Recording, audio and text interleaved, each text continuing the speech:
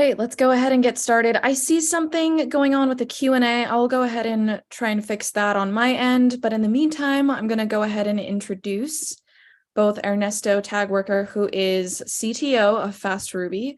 FastRuby is a specialized Rails upgrade service that works with small startups to Fortune 500 companies. We've upgraded over 80 applications ranging from MVPs to 500,000 line monoliths, and we've worked with almost every version of Ruby on Rails.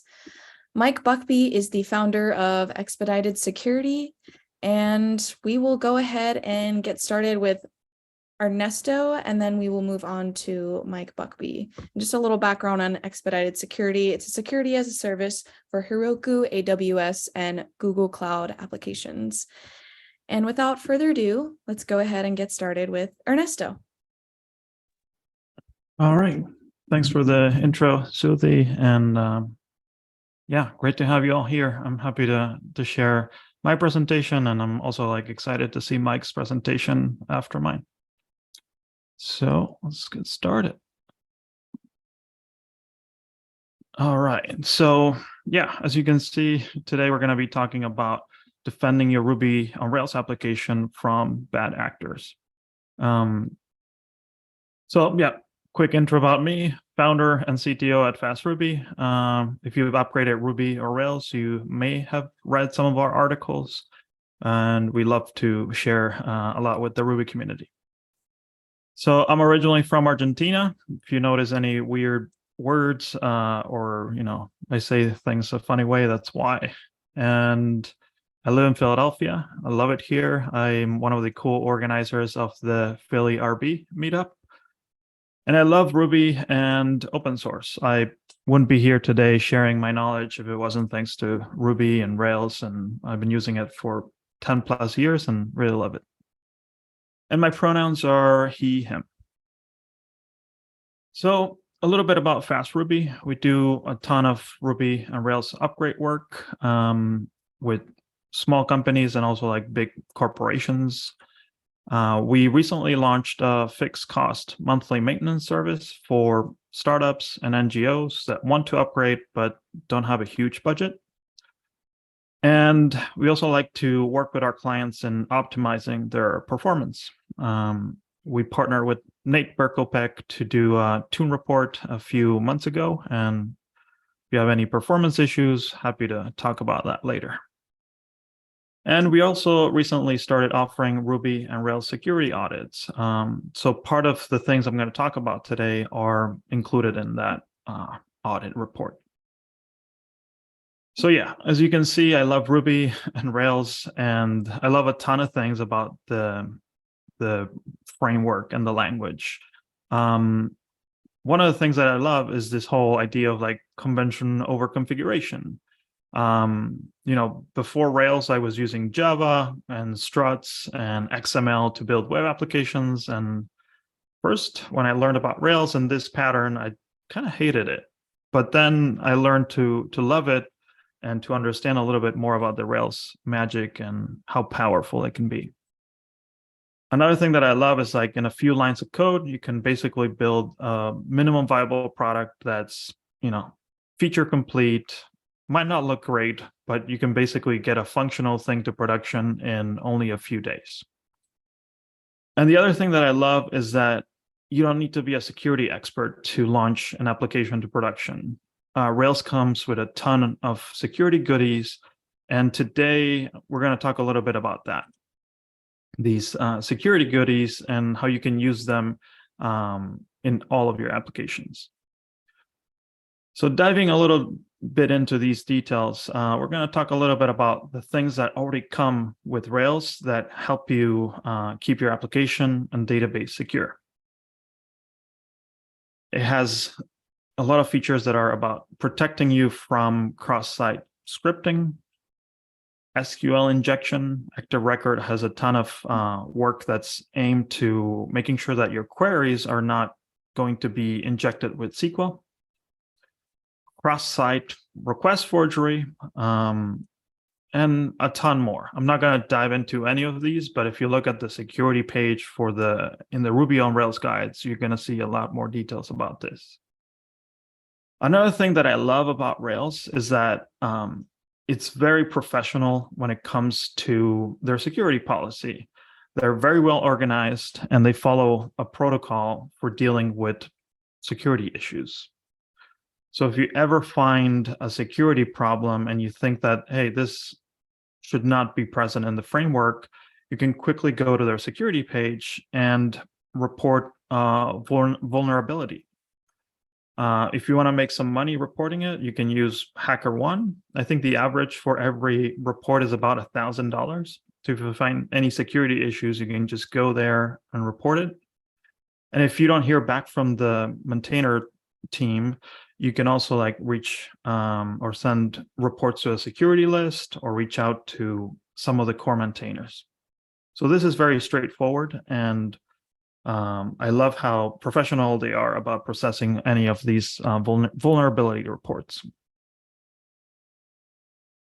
So if you are not aware, disclosing vulnerability, needs to be like managed in a private fashion, because if you make it public and you submit it like as a security issue in GitHub, like a bad actor could see it and basically use it to exploit an application before there is a patch for it.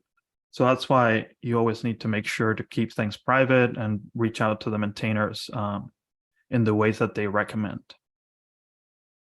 And then you'll see releases that look like this. There are many patch releases that get published with a bunch of CVEs. CVEs are common vulnerabilities and exposures reports. And they're, a standard for reporting vulnerabilities and sharing what they look like for people to understand. So as soon as you see something like this and you can upgrade to any of these dependencies, you should do that right away. Another thing that you could do is look at the CVE report and try to understand whether this affects your application or not. Sometimes you can just find or search for this idiom in your Rails app, and if you find it, then you're at risk. So you should upgrade right away.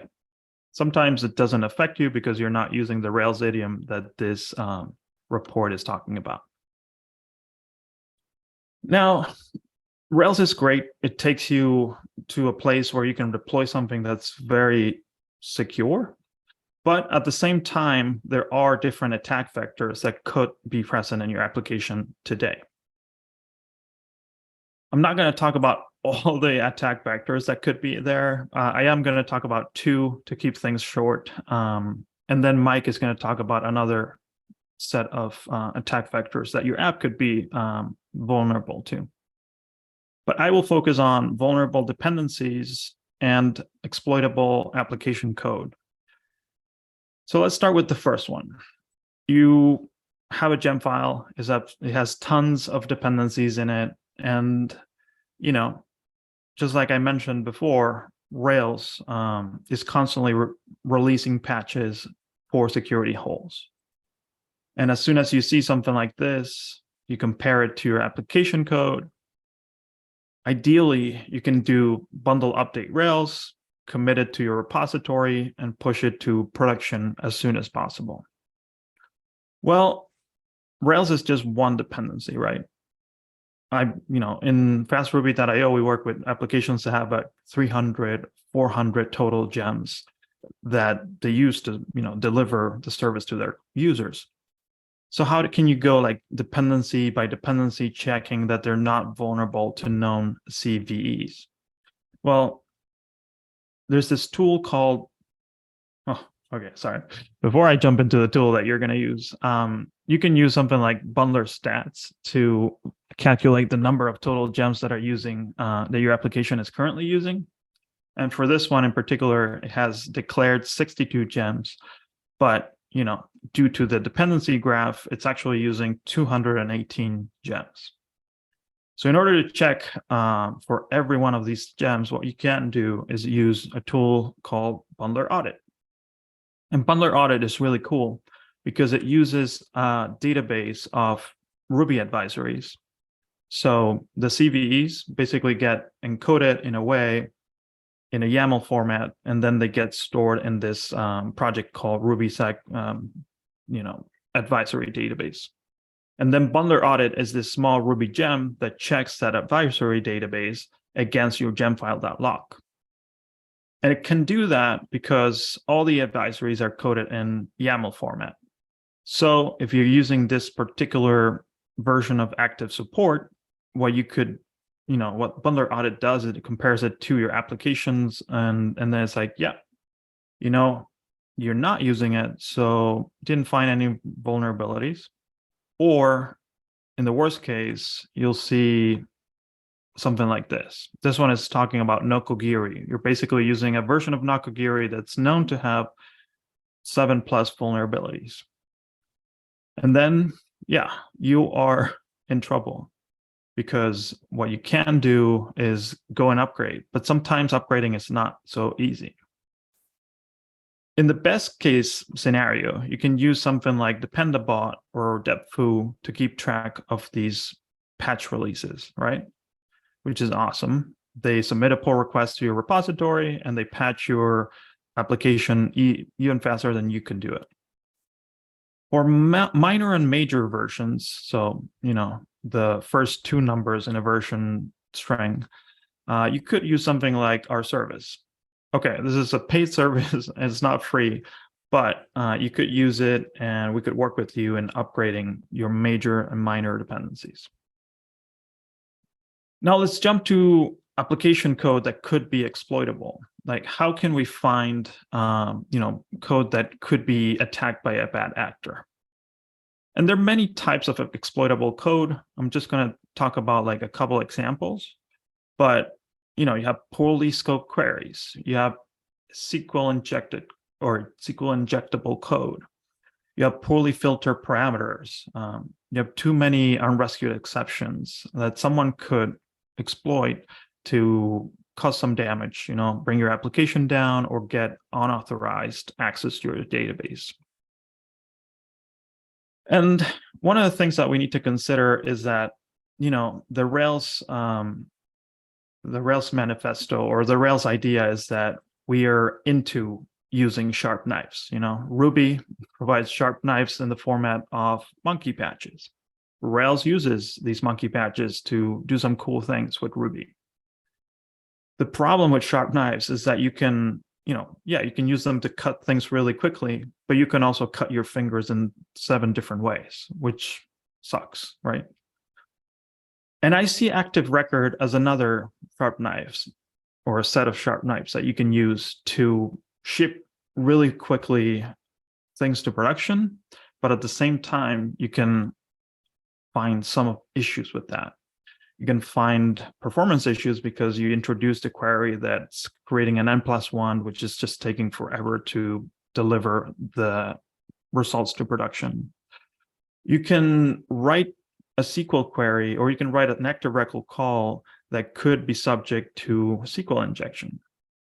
So in order to see these sharp knives in ActiveRecord, I'm going to show a couple examples. Example 1 would be if you had something like this in your controller.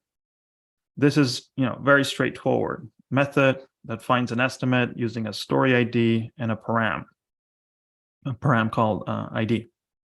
The problem with this is that, and this one is actually really hard to find. You actually need to look at the code and understand that it might not be properly scoped, because someone could just start plugging in different IDs and getting different estimates that they should not have access to. And sure, this might be like a minor issue, or it might be like a huge issue if you are storing like private information about people and stuff like that. So one thing that you could do is properly scope the query. Instead of saying estimate where, you would say current user estimates where, and then that scope means that they can only access their own estimates, and that's more like what we want it to happen. The problem with this particular kind of issues is that automated tools and static code analysis tools are not going to detect something like this. And we'll talk about that in the second example. The second example, I think it's better to show that there are tools out there that would detect something like this. So similar example, but in this case, we're doing current user estimates where story ID equals param story ID. Now, if you're starting with Rails, this looks totally fine. You're basically creating a query where the param gets injected in there, and that's it. It finds the right estimate. The problem with this way of writing the query is that it's subject to or vulnerable to SQL injection. Someone could try to pass a parameter that looks like this. Now, I don't know if this is exactly the query you would do, but you could find a bad actor trying something like this, and this would suck, because if it can drop your table of users, then it's going to bring down your application and you're going to have a bad day at the office. So if you want to be careful about stuff like this, you could just write your query like this. This is more of using the Rails way, and writing a query like this is awesome because it uses the security goodie that ActiveRecord has, where it basically escapes the parameter value, so it can't be injected. So even if someone submits that story ID weird string, this is just going to be fine. It's not going to find anything, and it's not going to do anything to your database. Now, the problem with this particular, SQL injectable piece of code is that it's not just that. There are like dozens of different Rails idioms that could be exploited by a bad actor. The good news is that we have a tool called Brakeman in the Rails community, and it's really cool because you can run it and it will detect this particular idiom as being a SQL injectable piece of code. And for that, it uses static code analysis to detect it. So when you run Brakeman, which you can do like today, just run these two commands, you can do it, and it will report it as, hey, there is a possibility someone could inject SQL into this query. And quickly you can run, actually in seconds, it will run like a ton of different checks against your code base to find some known issues in Rails. And I really love Brakeman. It does static code analysis. It does dozens of checks in seconds or minutes if your code base is huge. The only issue is that it might produce some false positives. I've seen this before where it will report like, hey, this is an issue. And then you're like, no, it's not an issue because of the way that I'm actually calling this method. So you do have to process the false positives, and you do have to have some human analysis in there. All right, so we talked about these two different ways that someone could exploit your application. And if you're interested in this, we do offer a Rails Security Audit, and you can find more details about it over here. And if you have any questions, feel free to shoot me an email. Email is Ernesto@FastRuby.io.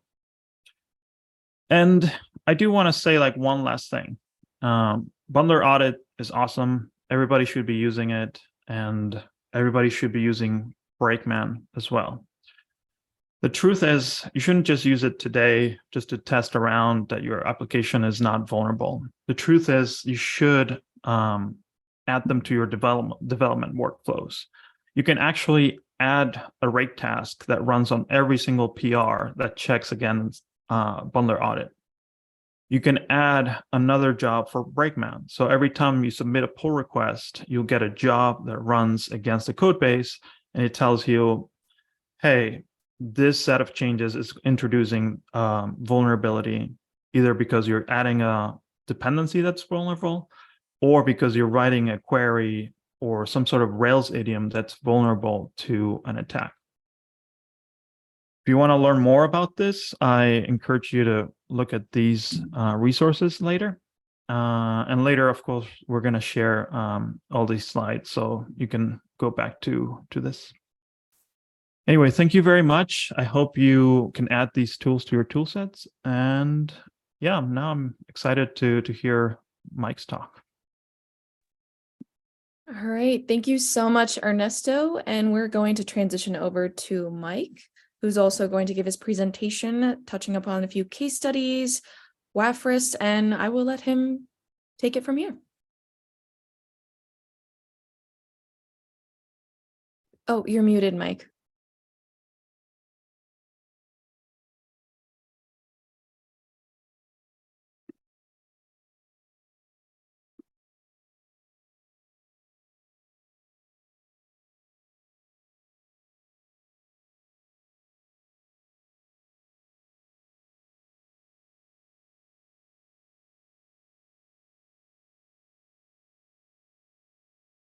Are you able to unmute?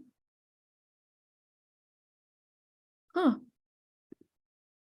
I made you host.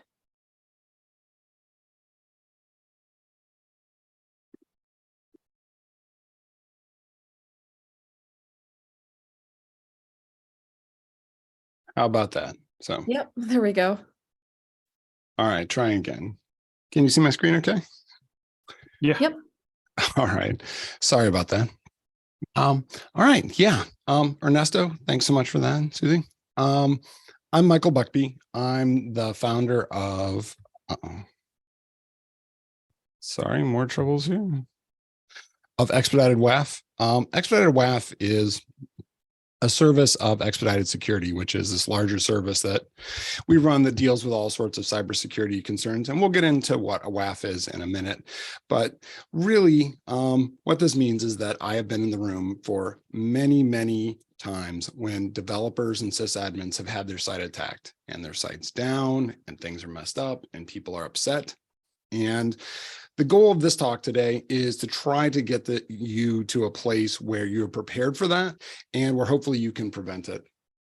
Similarly, almost everything I'm going to talk about from here on out is going to be operational. Everything Ernesto described was really on the development side, like, are you coding this correctly? What is happening? And everything I'm going to talk about is really, you've done everything perfect. You've followed all of Ernesto's advice. You're using Brakeman, you're using all those tools. You can still have issues, and that's what we're going to get into here. So starting this off with threat actors. Threat actors is the modern way of saying hackers. These are the people that are attacking your site, and we'll get into like why and how they're doing that. But I found it's very clarifying to consider these as, what are their motivations and how are they sort of deciding what and where to attack. And they do this based on resources. So they spend their time and money to run these attacks with the hope of getting a return for that. And, some of these are strictly cash and some are just time. So this is what they typically spend their money on. They run scripts that work through proxies that then attack your server. And proxies cost money. Now they cost money in terms of actually they'll buy lists of these, they'll trade lists of these. And also they're a finite resource because they get identified and stopped. This list here is a real list of proxies that you can find online. So you could go out, use one of these and help obscure your identity. Now, the next thing I'm going to show you is actually how to write a bot in a botnet. So, pay attention, but use responsibly. And this is it.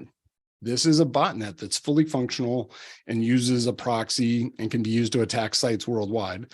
Now, that's kind of ridiculous because this is just a curl one-liner, but this does function. The -X indicates that it should use a proxy. This is the proxy that was the first in the list that we just saw.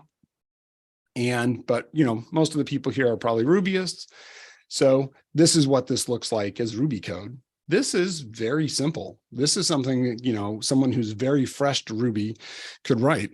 And what this would do is just loop through the proxy array, calling a bunch of different sites, taking each response, and then, checking it for, anything that, you would want to have go wrong. Ernesto had the great examples of the SQL injection attacks.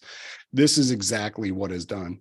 Now, there's a sense, I use the term crude sophistication to these, where you don't have to be a genius to launch these attacks. And that's part of the problem is that we all get attacked by these. very crudely sophisticated attacks, and, what to do about them.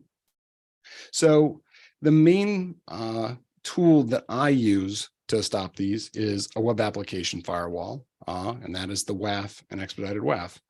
And what this is in the normal setup, you have Chrome or other HTTP client that's interacting with your Rails server, and the WAF sits in between, and it makes decisions about this. It proxies the traffic back and forth and makes decisions about whether it's good or bad or should be let through. And if we marry this up to the diagram from before, we can see where a script from the, like the curl script we just wrote, flows through the proxies, which anonymize the traffic and obscure where it's come, hit the WAF, and the WAF does its best to determine, oh, this is something that looks like an attack, or this is something that looks like it's a legitimate connection. Now, I actively manage hundreds of sites that are using this in different capacities. And there's a real problem here, though, which is that with security, everybody wants to know what happened to everybody else, but nobody wants to share what happened to them. Now, there's a lot of good reasons for this, having to do with legal exposure and embarrassment and lots of different things. So everything that I'm going to share is based on a true story. So these are all incidents and case studies that I have helped mitigate, but the names have been changed. So just, let's go with that. So we talked about resources. And so that's resources from, what an attacker considers as they're attacking you. But as defenders, as people running applications, we also need to be mindful of our resources. So I'm going to present these to you in the order of what is happening least to the most frequent types of attacks, so that we can also prioritize our responses. Wait, hold on, Mike. Sorry, your presentation got pulled out. Can you reshare? I can. 1 second. I'm sorry.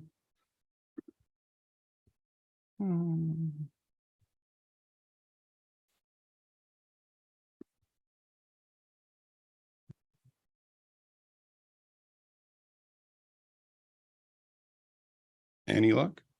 Yep. All right. So as I was saying, and thank you for letting me know, as I was saying, these are presented in order from the least frequent to the most frequent types of attacks we see. So starting off, distributed denial of service attacks. This is often something that when I speak to people that have not been attacked, this is their primary concern. And it's really quite rare now, mostly because a lot of the old style DDoS attacks have really been mitigated by the cloud services, where there used to be a lot of exploits at the TCP level where they'd send like one packet and then your server would send back 10,000 times more data. Most of those have gone by the wayside, but they still exist, and they existed for Bull Capital, which was a Denmark, sorry, not sure how that. Yeah. So this is a Denmark AI investing service. And one day they had someone come into their Discord chat and try to extort them for 1,000 Monero, which is supposed to be an untraceable cryptocurrency. I don't really know how untraceable it was. It was used to track down someone at the CIA who was trying to do a weird exploit. So maybe don't rely on it. And what they were asking for was the US equivalent of $150,000. So got on a call with the founders and, Zoom call like this. And the founder was saying, Michael, we have to have this taken care of. Our business is at stake, and they were prepared to pay. So I worked with them, talked about their business, talked about what they were doing. And what we were able to do was block all of the traffic from outside their country. And by doing that, we were able to cut off the proxies that were being used. And, they were able to go about their time. So the next case study here is Russell and Susan. This was a therapy as a service site. And in this particular case, it was a DDoS with no demands. And it's unclear whether this was a case where the demands were sent in to like the customer service The customer service people saw this random email that said, Monero, they don't know what that is, something about an attack. It looks like spam, who knows? But it was an unusual situation for the founders, who were therapists and not technical people, and they had a contract development staff. And the contract development staff was under tremendous pressure from the owners for like, why would you let this happen? So we were brought in both to mitigate the attack and also explain the perspective of this. And so the attack was 1 billion requests per day. And this is just a breakdown of that. So that's 41 million an hour, 640,000 a minute, or 11,500 a second. That is a tremendous amount of traffic. Even if you're of the opinion like, oh, Rails can scale, you can do all this stuff, that is just a lot. And that's enough traffic that even if you can scale for it, like go into Heroku and slide the slider all the way to the right to spin up more resources, you still start to have lots of other downstream issues of like not enough database connections. And, it just all falls apart. So what did this attack actually look like? It looked like this. It was literally 1 billion of these type of requests. And, these are designed to break all of your caching, to really engage your application. And I said earlier, the TCP style bloat attacks have gone by the wayside, and this is what they've been replaced with. Now, something like this, even though all of these are going to 404, they still have to make, an SSL TLS connection to your site. They still have to run through your routes file if you're on Rails. You still have to then push out the 404 message and the HTML. It still picks up database connections. So this was devastating. They were down for like over 72 hours for this. And so what these weird strings on the right are hashes. So a hash function is something that takes a set value or I guess different values and returns a set length value that looks random, that's distinct to it. And so these are often used in cryptographic functions. It's the basis of, public key cryptography, and just some examples here. But, and so they had sent 1 billion of these through, which again is like the crude sophistication thing, because there's another unique set that we're all aware of that goes from 1 to 1 billion, which is literally the numbers 1 to 1 billion. They could have just sent this in instead, and it would have been just the exact same thing as far as like breaking caches and everything else. But this is how we were able to finally stop this attack, which is that we were able to identify, essentially running a rake routes, show the list, here's the actual routes involved in the application, make sure those are okay, and exclude everything else, stopping the attack and letting them come back online. So our next example here is going to be credential stuffing. And credential stuffing is by far the thing we see take companies offline more than anything else. And it's a little weird because ideally, if you're launching a credential stuffing attack as, hackers or threat actors, you don't want to take the site offline. You just want to push as many credentials through it as possible. Now, oftentimes, it's not even the case they're trying to get into your site so much as they're trying to test the credentials, maybe then to resell them or to take them and use them on another site. So they'd see like, oh, the credentials work here, this username, password. Now we'll go try it in a bank. In this particular case, the client was a national sports league, and they had pay-per-view. And I did not know this, but pay-per-views are really high demand piracy items. So if I'm able to, break into Ernesto's cable account, steal his credentials, and get access to a pay-per-view sports event, that may be $100. It's going to show up on Ernesto's next bill, may or may not notice it, but it's not technically a credit card transaction. So there's a lot less scrutiny on that. I can then take and turn around that $100 pay-per-view credentials and sell them for $25 to someone on the internet, make that profit. So there's huge demand and piracy issues with this. So this is a listing or a representation of the traffic that they were seeing. So the red traffic is the credential stuffing traffic, where they were testing credentials, trying to break in and get these pay-per-views. And then the blue is the legitimate traffic. And here's what happened once they poured a bunch more resources into this, trying to, drag that slider to the right. This is National Sports League. They have tremendous cloud computing resources. And what I'd like you to notice from this pattern-wise is that increasing the resources did not actually help with the problem. It actually made it so that the attackers had much more resources to play with, because it's essentially infinite for them. They can always buy more proxies. They can always do more attacks. And, the amount of legitimate traffic coming through wasn't working. So after trying to just scale their way out of this, they tried to implement rate limiting. And so this is just a quick exercise. They implemented a rate limit of, 5 attempts per hour. So you can imagine there were 1,000 proxies, 5 attempts per hour, 5,000 times 24 hours. That's still 120,000 attempts a day. And as a general statement, if you're in the position of trying to implement one of these things, it sounds really good. Like, oh, we'll rate limit to try to figure this out. But it's still the case that it's possible for there to be, you can't tell the owners, oh, well, there are only 120,000, requests a day we're down to. It's still a tremendous amount of piracy and issues. So still all about resources. And so we had to figure out a way to stop this. And I don't know if anyone wants to put in the chat if they see anything interesting in this user agent. I'll just give you a second here while I take a sip of water.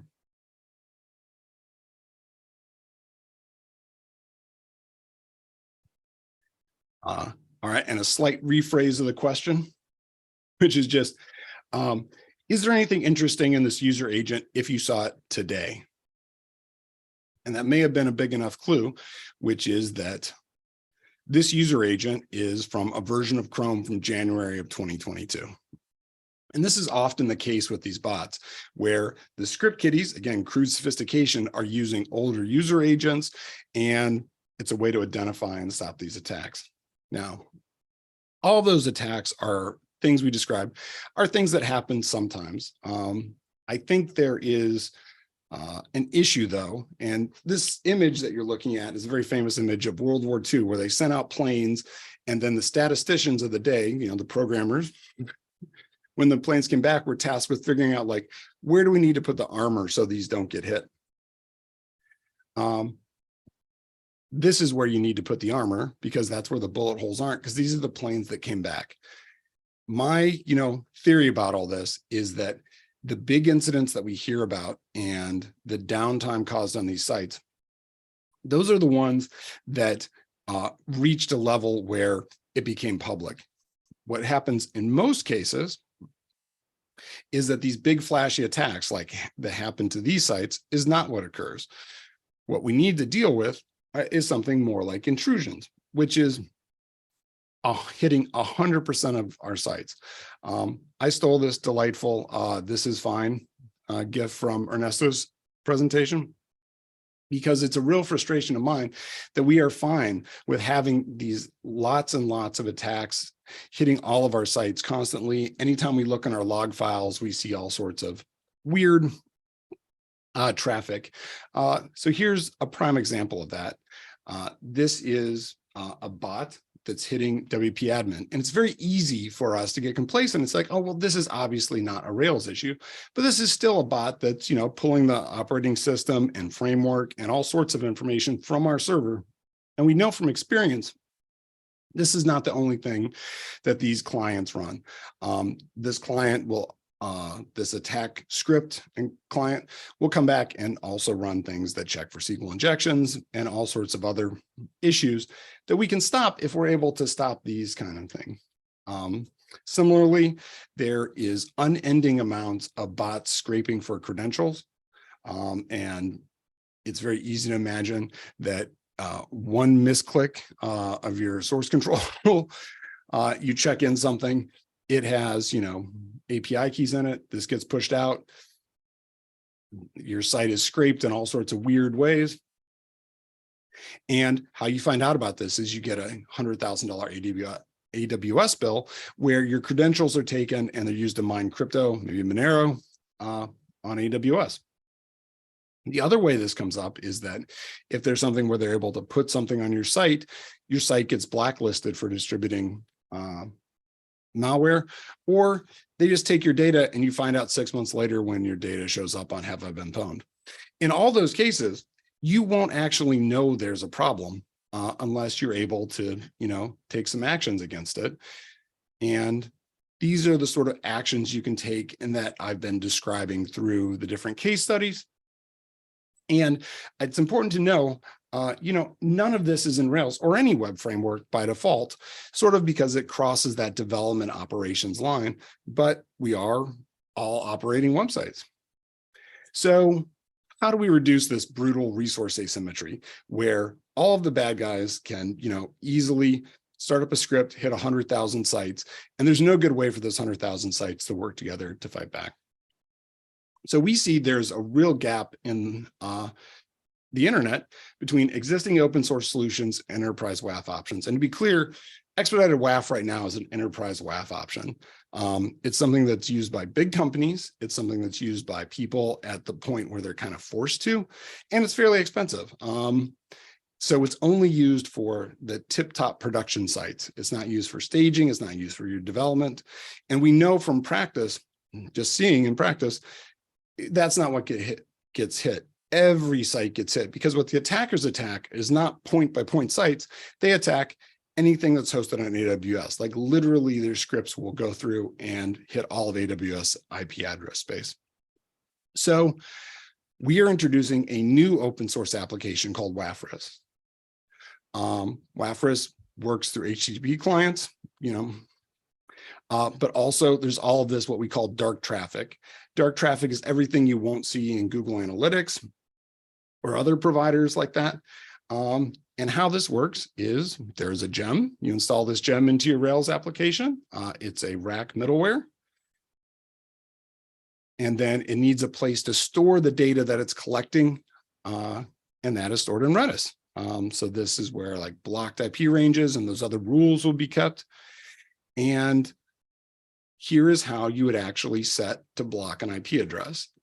It's this bottom line here, the example, and this is with our CLI application, which is Wafris-A and then the IP address.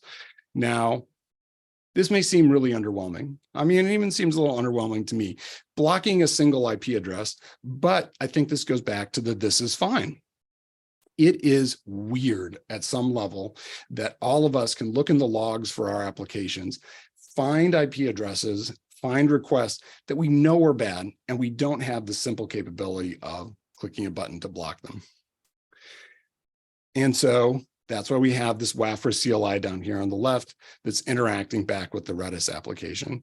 Now, if this sort of setup with, your application, your Rails app, a standalone Redis, and then external reporting tools, if this looks familiar, it's probably because it is. It's a very similar model to something like Sidekick or your Rails caching. So what does this look like? Talking about the blocking, but you still need to be able to set rules and you need to figure out what IP addresses to block as well, which is why we have a web interface. So these are all sites that are currently running Wafris. And we're going to dig into one here, GDPR page. Now, this is a real-time view of your traffic from the web interface. And if I can ask you just for 1 second to focus on these two middle columns, the IP address and all requests. Again, this is fine weirdness. We all run sites. We all have them connect via IP addresses, and it is wildly difficult to get a real-time view of this very simple concept, which is just what IP addresses are making the most requests to our site. Because normally you either have Google Analytics, which shows this or shows it in a very distorted way, or you have something like several gigabytes of log files that you have to grep through. It's weird. We're trying to fix it.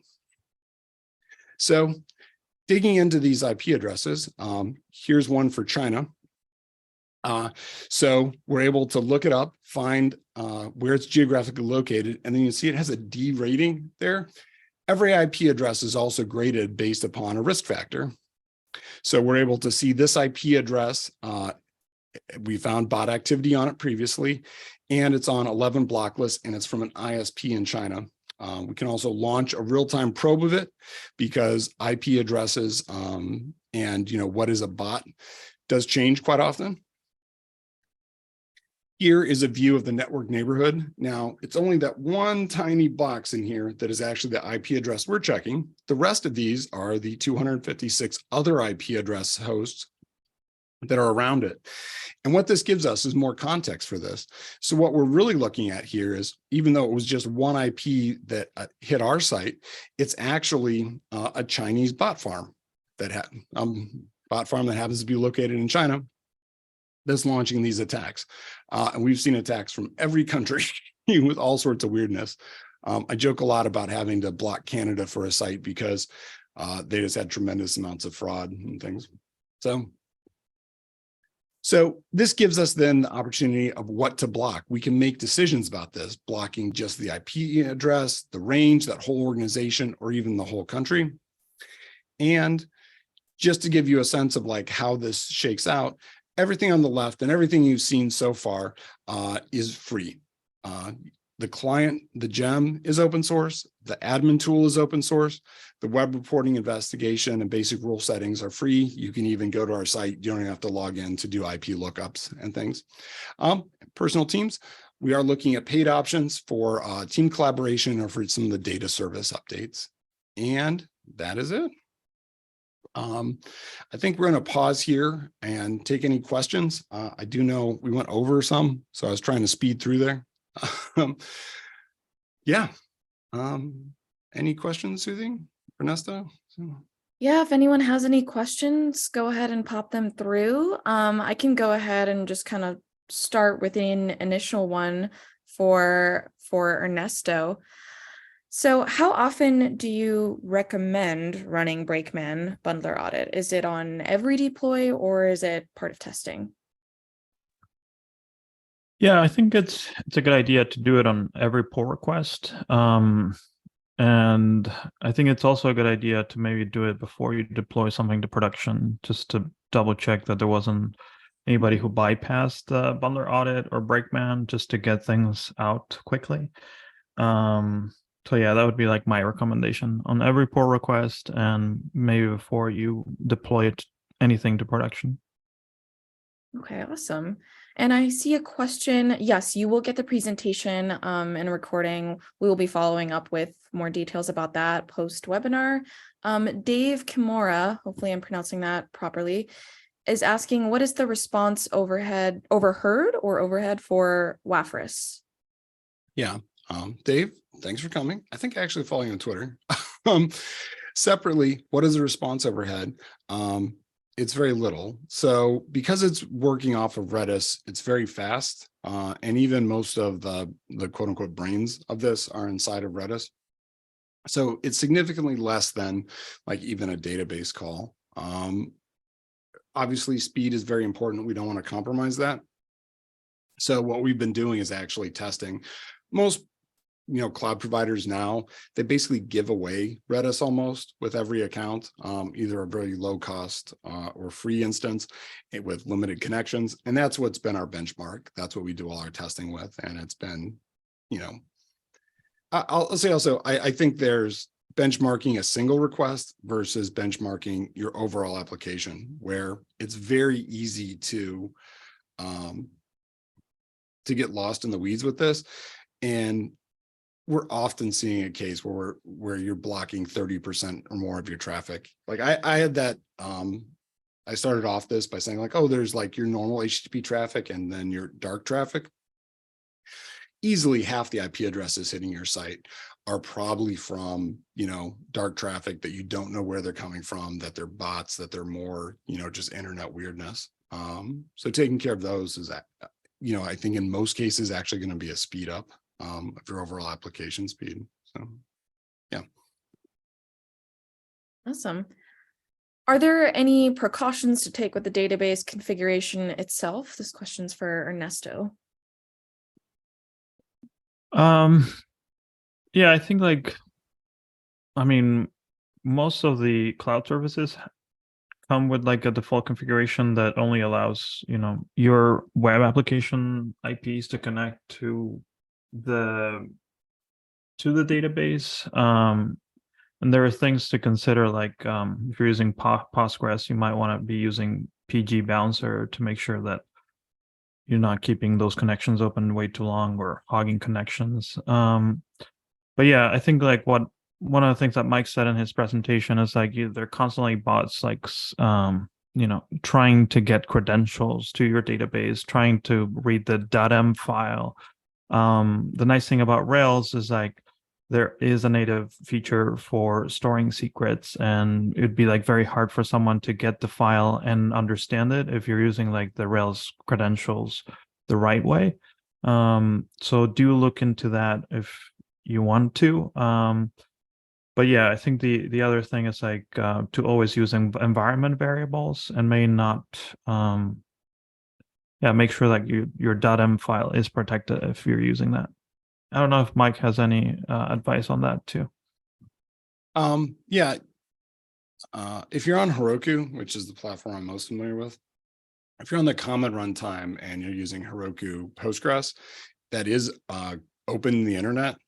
So you will definitely see attacks against it. Separate from that, if you're using private spaces, it'll be inside essentially AWS's virtual private cloud resold as private spaces. Which is great because then, it does have the protections as Ernesto described. So. And one last question, if there's no one else who has any burning questions. I don't know if you answered this already, Mike, but what type of Redis database do you need for Wafris? The design goal is that this works for everybody because Redis is kind of everywhere.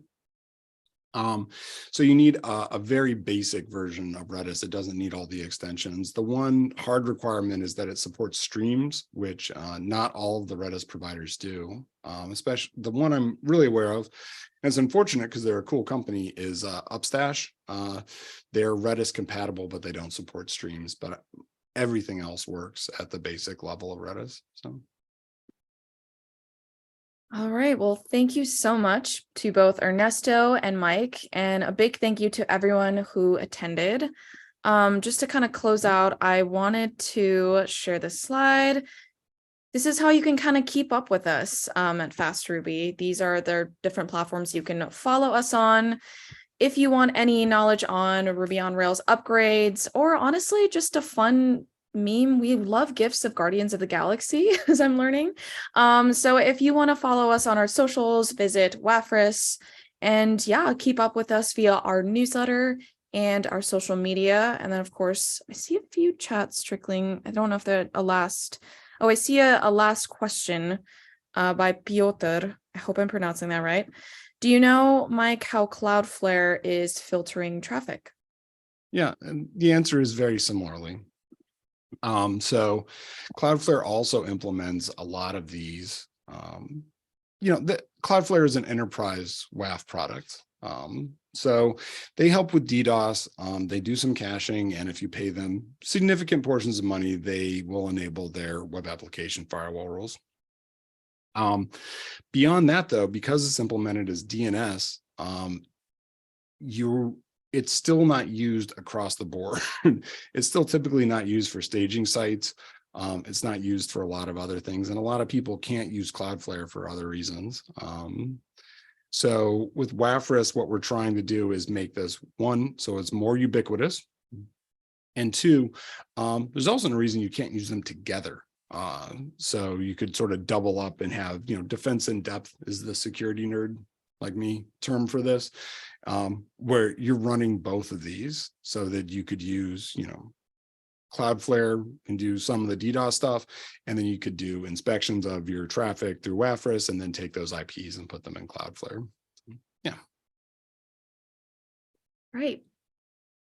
All right. Well, thank you everyone for attending our first webinar. We hope to do more of these, and you will be getting an email with the link for the presentations that Ernesto and Mike has shared today, as well as a recording of the webinar overall. Thank you to everyone, and hope you have a great rest of your evening, morning, or afternoon.